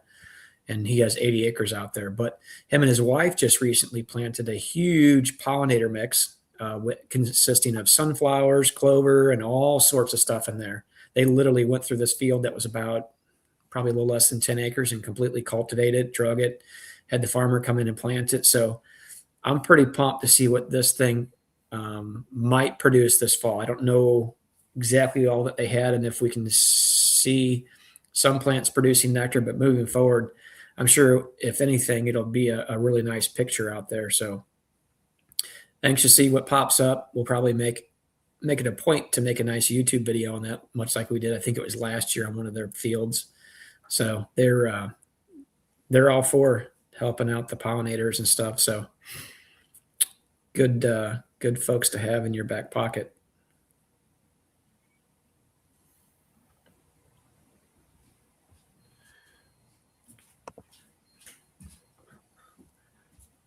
Yeah, I don't know where you get a 100-pound bag of sugar at. I know Most of the time they're 25s 40s or 50s, I think, right? Yeah, 25s and 50s. I'm gonna pick up some 50s tomorrow down at a chef supply in Winston. Mm-hmm. Running about 62 cents a pound, something like that. It's probably a little cheaper than what it is in the stores, I'm assuming. Yeah, Walmart around here is around 80 cents a pound. Holy cow, went up even more. Wow. Yeah. So yeah, it was quite a bit cheaper than Walmart. I'm kind of sweating what that might end up. I have enough for right now. I think we have 6,000 or 7,000 pounds of sugar right now, but Lord. I mean, well, that sounds like a lot, but we all realize and know that if you get into a dearth, so if our plants bloom out and I go into a say the higher fall season, because much like what Dodd said earlier in the chat, I think he said he got one fall flow out of the last 10 years. I haven't been beekeeping for 10 years. I think we were in our 8th or 9th season, and I've seen one myself. So you really can't count on anything on that, but not that I need to harvest anything, but it'd be nice to feed the bees with whatever's coming in naturally. And so I'm thinking that we could completely suck up that what we have. And right now I don't have a good source for those 2,000 pound tote bags anymore. So we'll see what happens. Yep. Well, hopefully you don't need all that this year. Hope everything kicks in for you like it should. We have some get a good honey crop and then have some things trickle on just a little bit, something just to keep them fed a little bit would be nice. Yeah. Now, do you have a fall flow where you're at? Man, it's hit or miss. I would say more miss than it is hit. Occasionally we can get some. The one yard I just spoke of that they just replanted a bunch of flowers and such on, sunflowers and such. They had a couple fields out there that had a lot of different nectar producing fall plants. And not every year, but I think it was last year. That was one of my only yards that was actually feeding itself. I can see wet nectar coming in. So I was pretty grateful for that. Didn't have to feed that one quite as much. Yeah. So maybe that'll happen again. So when do your markets fire up? Melissa's already been doing some for the last month, maybe since beginning of April, I think. The ones that we had done more regularly last year are starting up.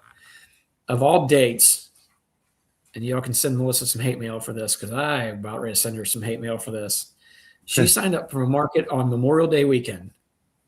I don't want to work on Memorial Day weekend, but she's making me stay here. So we don't get to leave to go out of town to my sister's lake house until that Saturday evening. So Should we take a poll? Oh, I'm been out of shape about it still. Should we take a poll? There's certain dates that you don't want to work on. Memorial Day is one of my days. I want to go hang out in the water. It's the opening day of this market. We have to go on opening day. You have to make your presence known on opening day. You can't miss opening day of a market you're planning on being at all season long. That's already good. Them's the rules. Melissa's right. Tom's wrong. Just Everybody agree. drop your comments in here. That's right. Opening day is important. Uh-oh. Yep. Can you see me now? Yeah, you're back. Hey, you might need to do something different here because this ain't going to work out very well. The only thing I can do is hook that up right now, and I don't know how long that'll take. Yeah. So you just like suffer through it. Melissa has your best interest at heart. But Eric, it is okay to play a little bit. You work really hard, you play really hard. Well, I guess we will get to enjoy part of that weekend. We'll just have to leave Saturday night instead of Friday morning or Thursday evening. So, Troy, The do you market's do? over at noon. We can leave at 1. what's that? I said, Troy, do you do local markets? Do you do farmers markets? I used to do them a lot, but I don't do them anymore. It takes up so much. It takes up so much time away from my beekeeping. When I need to be out and doing the bees, I'm sitting in the market. So you're wholesaling yours through stores, and I do some wholesaling, yeah, and then there's a ton of people who've been doing it so long. There's a bunch of people I know that just come and beat the door down for it. Yep. Yeah. How about you, Joey? Do you do markets or Facebook sales? Nothing yet. Okay. Yeah, I started up. I had one last week, and I've had 2 this week, and I've got another one Saturday. So now I'll be doing 3 a week on through the summer. Yahoo. So that's okay. You're kind of tired of it by the end of the season, but then about a month after it's over with, you kind of miss it. But so yeah, Tuesdays, Wednesdays, and Saturdays.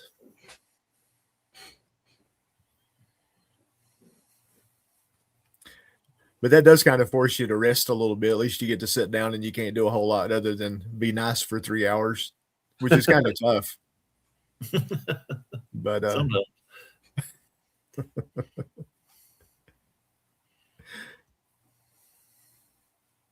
Who was it up top that was asking about the difference between beet sugar and cane sugar? that was Jace asking if it had to be cane sugar, and then DC mentioned he thought beet was better than cane. Yeah, I've heard people say that before. I think that from my understanding of that, they're pretty similar, meaning you can feed both of them. I don't think both of them work. One of them might be slightly better, like DC said. I don't know that.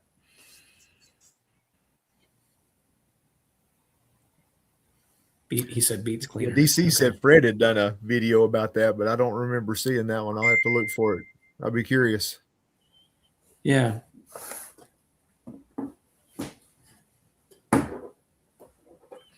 Yeah, so Larimore has a little comment up here. I'm scrolling back up, looking. He talked about soybeans. So when they're blooming, the stink buds come on them, and everyone sprays them. I guess meaning that the bees won't work it, or they can't work it, or you have problems. I don't know if it's helpful or not, but I can tell you, and I'm not saying that they are the end all, but Strong Microbials has a product out there. That's the microbes. It's called the 801 Plus, which actually is supposed to help if your bees are near areas of agriculture that tend to get a lot of herbicide, insecticide pressure, maybe. I don't know if that allows them to process it a little bit easier. He talked about something about somehow it encapsulates it and allows it to pass through their guts easier. And I don't know all the science behind it. He tried to explain some of that stuff to me and kind of lost me with a few things, but I don't know. That could be helpful for somebody if you have maybe look into that, and see if that's something that could be helpful for you. Those strong microbials. Super DFM 801 plus.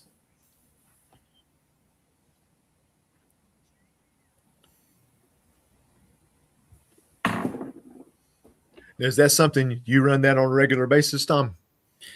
So we have. I don't know if it was last year. Was it last year? The first year? What? The Super DFM 801 plus. Yeah. Last year, yeah. I didn't put it on, or I have not used it at the times that there was plenty of nectar and pollen coming in. I just didn't see the point. Most of our yards are not near agriculture. There's only a couple that are near light agriculture. On wood, I've never seen a bee kill in our yard from any type of sprays. Nothing that was severe. I mean, it could have been something that might have set a colony back, but nothing that's crazy. So I've only used it midsummer and then into the fall, and I think I put on maybe once a month. That's kind of what the recommendation is.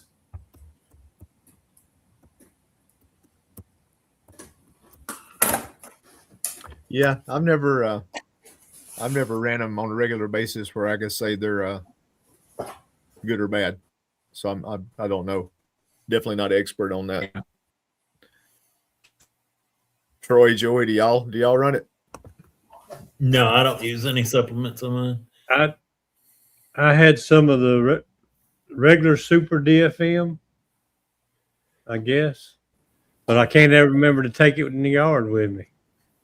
That was the problem I had. I bought some at one point, and then I never did remember to use it. And when I did take it, I'd close the hive up, and then I'd remember it and have to go back. The one thing that I'll say that he pointed out that could be very helpful information that people may not realize, if you do buy it and you use it, don't put it in direct sunlight and don't let it get hot. Put it in the shade and only take out into the yards what you're going to need at that time, meaning don't take the whole package out into the yard every time, because those microbes are sensitive to, I think, the heat and sun exposure. I think it was particularly heat is what he had said. I think you said you can store it in the fridge or the freezer if you want to, but room temperature is satisfactory. And I think the shelf life was quite a long time, if I'm not mistaken. I want to say, please don't quote me on this, but I want to say it was like 4 or 5 years. It was quite a while. We actually put it in a little container and we'll dump so much in there because the bag that we have is a pretty big bag. I think it'll treat like 500 colonies.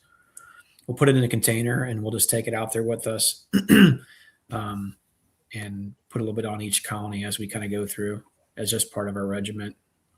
Mm-hmm. Yeah, DC was mentioning that Bob Benny's a strong believer in it. I know he has his crew doing a hive tool full of it in every hive. Yeah. I asked not an exact measurement, but a good amount. So Slava is the guy that runs the company, him and his wife. And I had him in last month actually to talk. And so him and I had dinner and had a great conversation for a few hours. And I was asking him a lot of different scenarios and, how their operation works and all kinds of ins and outs. And honeybees is a very small portion of what they do. I think they do everything from cattle to hogs and other areas. So the honeybee area is a very, very small portion of their business that they do. I think the other areas are probably a lot bigger, but they push on this too. So.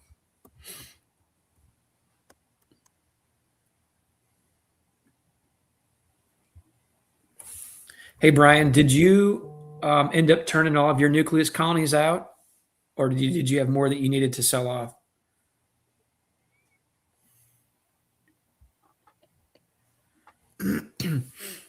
We need to start at least one more yard too after the rest of these. I restarted a bunch of nucleus colonies after we pulled them.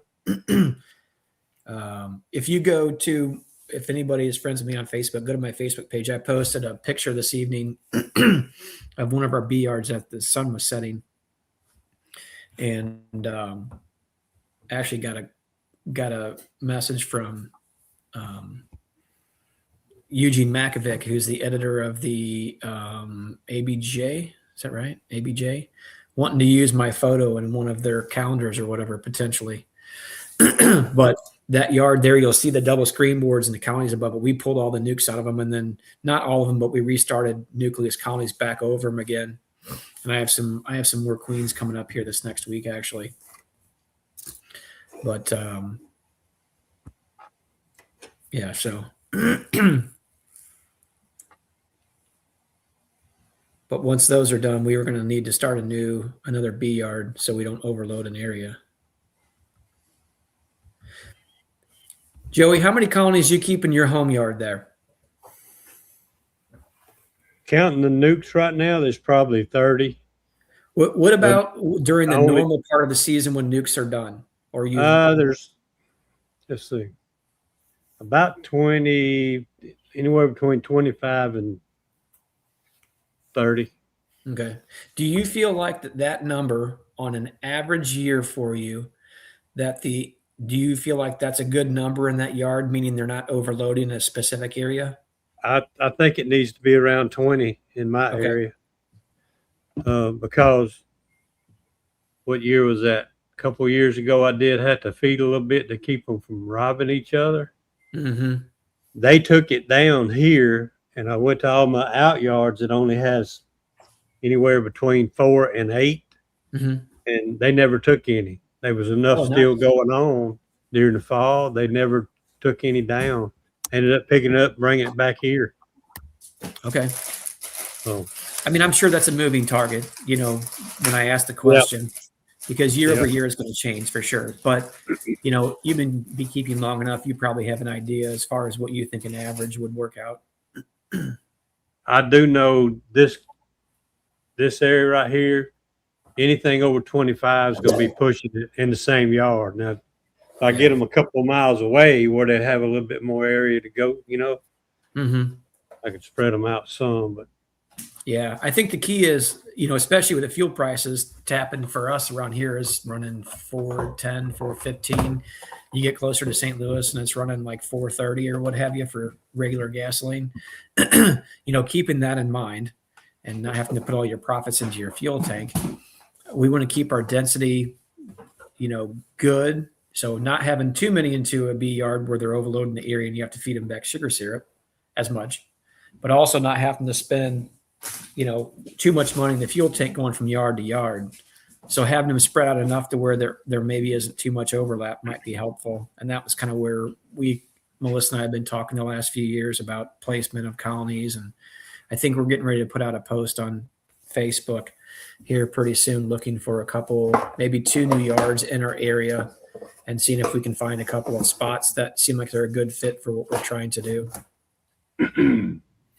I keep about 40 here in Kentucky. I checked with the state apiarist and asked what she recommended for across the state. She said she had some beekeepers with 100 per yard, but it's dependent upon the, forage and what they have. And in my furthest yard I usually like to have them closer than this, but my furthest yard is 15 miles away from me. And I thought that was a bad thing at first, but now that I've got it, it's such a different forage there than it is here. Last year, they made double the amount that I made here at the home yard. And then this year is reversed. I'm making double here what I make at that yard. So there's enough diversity in the forage that one of them makes up for the other. So I'm kind of liking it. I hate to drive that far, but I like how it's working out.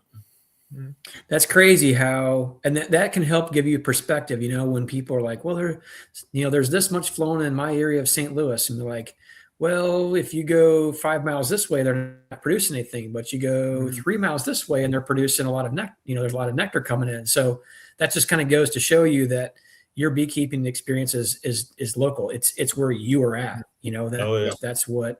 that's how the manipulations have to happen. So even somebody that's 20 miles away telling you to do something that there's no nectar flowing might be completely wrong, because in your area, it absolutely might be, so. Yeah. And it makes it hard to help people. We talked about earlier too, it's hard to help people because somebody, 15 miles away, even that close can, be a totally different, doing Yeah. stuff at a different time, and it's hard to be Johnny on the spot and tell people exactly what they need to do. You almost have to look and see where those bees are at in comparison to yours, because your bees might not be in the same place. So. Yeah, I agree with that 100%. One thing that we've looked for too, that I thought has been very helpful, especially midsummer, because St. Louis can get very dry, and I'm sure that where you're at too, when it gets dry and hot, it gets very dry and hot. But if you can have a small river or a large creek area that's very close to where you're at, because bees need lots of water. And whenever it's hot outside, they move lots of water. So having something that they don't have to travel, a long distance to get, whether it's a good pond, it's a creek, it's some sort of water source that doesn't completely dry up when it gets hot, I think makes a big difference. And not to mention, you could have along a riverbank, where most everything else in the field areas might be dried up and not producing, you might still be pulling in nectar because along riverbanks still have plenty of moisture and might be producing something. So I always thought that was helpful too. I think that's one reason we have the diversity from these 2 yards, is because we live right by the river. The Salt River runs through Taylorsville, where I'm at, and we're right back. And the maple tree, the biggest difference is early in the year, because the maple trees, if you watch along the river, that's where all the maple trees are. And in my other yard is nowhere close to. There's a creek that stays wet all year, so they've got a water source, but it's different. I think it's different. You got to look for different types of terrain. I had another yard that was up on. We don't have mountains, but the elevation was a lot higher than where we're at, and it was a totally different climate there too. So I think that helps a lot. Yep, certainly. Yep. Well, Keith talks about the sourwood not producing until you hit a certain elevation, and I've heard Bob Benny talk about that as well. So, and I know that's a very, very sought after nectar source. So it does make sense that people will haul bees to an area to try to capture that, as long as nobody else is stepping over the other person, right? Yeah. Yeah, that's a big deal. Folks getting people to lease land or get permission to park in certain places, up in the mountains. And it's, I know Ricky's done some of that, trying to find places to put his bees up in the hills. So yeah, that's the sourwood game. But you just put them up there for a very specific period of time and then pull them, because there's stuff that ain't sourwood on both sides of the sourwood flow, and you don't want to catch any of that. You want to just catch the good stuff. And if you watch some of Bob's videos, it's awfully difficult, even with stationary hives, to do that. He'll taste it and say it's got sourwood in it, but it ain't pure sourwood. So, he's a guru when it comes to that. Yeah, honey he's tasting. he's like the wine. What do you call it? The fancy wine taster person. But he does the connoisseur. Yeah. Well, guys, I believe I'm going to cut this off. We've been here for a couple hours. Uh-oh. Tom thought it was a good idea. Okay. Okay. He pulled the chute. So, but anyway, I appreciate it, gentlemen, for y'all coming in tonight. It's been a good chat. I think we went over a lot of good information. Had a good time. And all you folks over in the chat, I really appreciate y'all coming out tonight on another Thursday night bee chat. And we'll do it again next week. And I hope everybody has a good week. And y'all keep beekeeping fun. And we will catch you later. Y'all take care. Yeah, everybody. See ya.